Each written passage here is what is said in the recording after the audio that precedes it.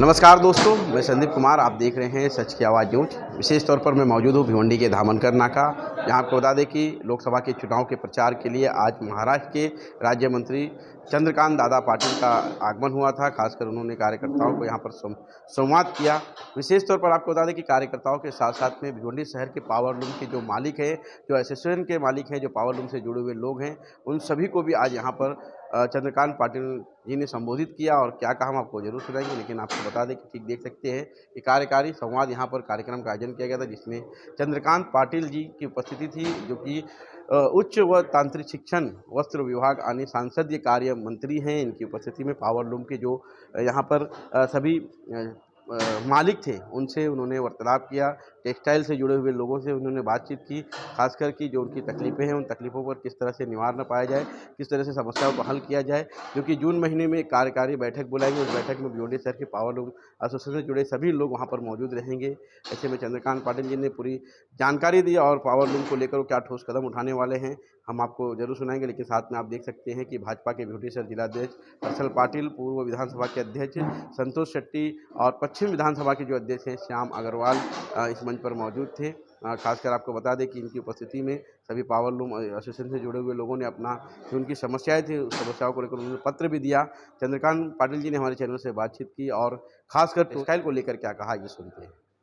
जिस तरह से आज पहले 20 मई को होने वाले भिवंडी लोकसभा मतदार संघ में भारतीय जनता पार्टी के प्रत्याशी केंद्रीय राज्य मंत्री कपिल जी पाटिल जी का प्रचार करने में यहाँ आया हूँ। समाज के विविध घटकों को मिलते मिलते यहाँ टेक्सटाइल में बड़ी संख्या रोजगार के लिए आई है और बड़ी संख्या में गवर्नमेंट को भी टैक्स इनके कारण से मिल रहा है, जीएसटी मिल रहा है। तो इनकी कुछ समस्याएं ऐसे ध्यान में आने के बाद मैंने इनकी एक बैठक की और उनके मन में 90% तक गलत फहमियाँ थी। मैं उस गलत फहमियों को दूर करने में यशस्वी हुआ। पहली तो अभी गवर्नमेंट में 5-6 साल सब लोगों ने आंदोलन करने के बाद 27 HP के ज़्यादा जिनका पावर लूम है, उसमें 75 पैसे और प्रति यूनिट इलेक्ट्रिसिटी में जो सब्सिडी दी, उसके बारे में सेक्रेटरी ने, डिपार्टमेंट ने एक फॉर्म भर के रजिस्ट्रेशन करने का आग्रह किया। लोग ऐसा मानते हैं कि ये झंझट है, हमको नहीं चाहिए। यदि आप पहले से हमको 3 रुपया प्रति यूनिट सब्सिडी दे ही रहे हैं तो उसमें 75 पैसा जोड़ना है। माननीय मुख्यमंत्री महोदय ने 1 महीना पहले ही इचलकरंजी के प्रवास में इस फॉर्म भरने वाली झंझट में लोगों को छुटकारा मिले, इसलिए निर्णय लिया है। अब आचार संहिता है तो 1 जून के बाद आचार संहिता समाप्त होने के बाद उसका अमल होगा, लेकिन निर्णय 75 पैसे वाला आचार संहिता के पहले ही हो गया। फॉर्म भर के रजिस्ट्रेशन यह झंझट नहीं चाहिए, ऐसा लोगों का मानना है। तो आचार संहिता के बाद में माननीय मुख्यमंत्री महोदय इसका निर्णय लेंगे। ये बड़ा विषय था। बाकी विषय था कि जो इन्होंने कपड़ा मुंबई में बेचने के बाद 45 दिन में यदि पैसा नहीं मिला तो वो प्रॉफिट माना जाएगा, ऐसा एक नया नियम बना है। वो थोड़ा जांचक है, जिसके कारण कपड़ा खरीद नहीं रहे व्यापारी। तो ये मेरे लिए नया विषय था। मैंने कहा कि केंद्र सरकार का विषय है, शायद आपका पैसा जल्दा छूटे, जल्दी मिले, इसलिए ये नियम बनाया होगा। यदि आपको लगता है कि नहीं इसके कारण व्यापारी कपड़ा नहीं खरीद रहे हैं तो इसके बारे में आचार संहिता के बाद देखेंगे। तो सारे समाधानी होकर गए हैं और ये तय हुआ कि फिर भी कुछ विषय बचते हैं तो जून के फर्स्ट वीक में आचार संहिता के बाद हम बैठक करेंगे। दादा टोरेंट पावर को लेकर भी यहाँ पर जो है पावर लूम के जो मालिक को काफ़ी मतलब अपनी तकलीफ आपके समझते हैं कि नई पंचायती यहाँ पर एक आना चाहिए, उसकी मतलब कंपनी क्या कहना चाहिए?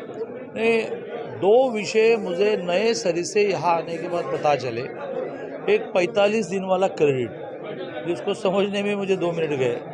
बाद में मैंने उनको कहा, अरे भाई आपके हित में किया है। बोले नहीं, हित में किया है, लेकिन वो कपड़ा खरीदने वाला खरीदता नहीं। तो ठीक है, वो सोचेंगे। वैसे दूसरी बात समझ में आई कि टोरेंट कंपनी जो इलेक्ट्रिसिटी सप्लाई करती है, उनके बिलों के बारे में कुछ कहना है। तो ये बहुत बड़ा विषय है।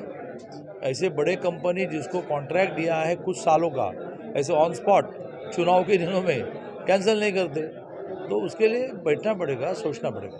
दादा, केंद्र सरकार और राज्य सरकार की टेक्सटाइल को लेकर अलग अलग पॉलिसियाँ रहती है और जो हमेशा जो कॉन्ट्राडिक्ट होती है, तो इसमें एक समानता हो इसके लिए नहीं। अभी जो 5 साल के लिए पॉलिसी डिक्लेयर की वो तो पहले समाज से डिमांड मंगवा कर की और काफ़ी लोगों को 40 लोगों को इन्वॉल्व किया, यहाँ से भी 4 लोग इसमें हैं, तो उसमें नए टेक्सटाइल पॉलिसी के लिए अच्छी कुछ बातें आई। फिर हम केंद्र के साथ बैठे। अभी आप देखेंगे तो केंद्र की टेक्सटाइल पॉलिसी और महाराष्ट्र की टेक्सटाइल पॉलिसी में एक दूसरे के साथ कोई टकराव नहीं है। जैसे केंद्र सरकार मशीनरी अपग्रेडेशन के लिए पैसे देती थी, तो हमने कहा कि भाई हमको भी देना है, तो हमने कहा कि नो प्रॉब्लम, तो बड़े इंडस्ट्री को हम देंगे, छोटे इंडस्ट्री को आप देंगे। टफ कहते हैं, तो टफ केवल केंद्र की थी, फिर हमारी हुई। फिर हमने कहा कि हमको टेक्निकल टेक्सटाइल के 6 प्रोजेक्ट बनाने हैं जिसके कॉस्ट 500 करोड़ होती है, जिसमें हमको आधा सब्सिडी देनी है। 500 करोड़ के टेक्निकल टेक्सटाइल के प्रोजेक्ट में 250 करोड़ हमको सब्सिडी देनी है, क्योंकि उसकी दुनिया में बड़ी डिमांड है। टेक्निकल टेक्सटाइल नहीं क्या जो गालीचा वगैरह रहता है ना उसमें। तो केंद्र सरकार ने कहा कि चलो सोचते हैं कि आप 250 करोड़ दे रहे हैं एक इंडस्ट्री को, उसमें हम भी थोड़ा कंट्रीब्यूट करेंगे, तो अभी उसमें बैठना है।